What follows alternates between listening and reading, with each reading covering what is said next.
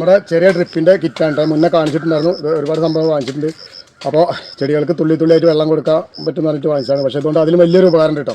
നമുക്ക് ലിക്വിഡായിട്ടുള്ള വളങ്ങൾ ഇതിൽ കൂടെ കൊടുത്തു കഴിഞ്ഞാൽ ചെടികൾക്ക് കൃത്യമായിട്ട് വലിച്ചെടുക്കാൻ പറ്റും. സാധാരണ വളം കൊടുത്തു കഴിഞ്ഞാൽ പെട്ടെന്ന് ഒഴുകി പോകാനൊക്കെ സാധ്യതയുണ്ട്. അപ്പോൾ അതിന് ഇതിൽ കൂടെ എങ്ങനെ വളം കൊടുക്കാൻ കാണിച്ചാൽ, അതായത് ലിക്വിഡായിട്ടുള്ള വളങ്ങൾ ഇതാ നമ്മൾ ബോട്ടിലിൽ ഇതിനെ കുടുക്കി കൊടുക്കുകയാണ്. ഇതേ രീതിയിൽ കുടുക്കി കൊടുത്തിട്ടുണ്ട്.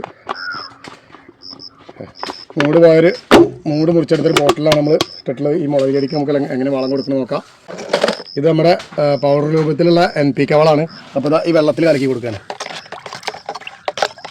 5 ഗ്രാമൊക്കെ നമുക്ക് 1 ലിറ്റർ വെള്ളത്തിൽ കൊടുക്കുന്ന വളമാണ്. അപ്പോൾ ഇതൊരു 2 ലിറ്റർ വെള്ളത്തിൽ ഒരു 10 ഗ്രാം എടുത്തിട്ടുണ്ട്. നന്നായിട്ട് ഇളക്കി കൊടുത്തിട്ട് ഡൈലൂട്ടാക്കി കൊടുത്തിട്ടുണ്ട്.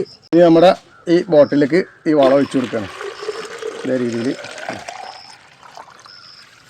ഇനി ഇവിടെ നമുക്ക് അഡ്ജസ്റ്റ് ചെയ്യാണ്ട് ഇതല്ലേ തുള്ളി തുള്ളിയായിട്ട്. അപ്പോൾ വളരെ കുറച്ച് വയ്ക്കുക.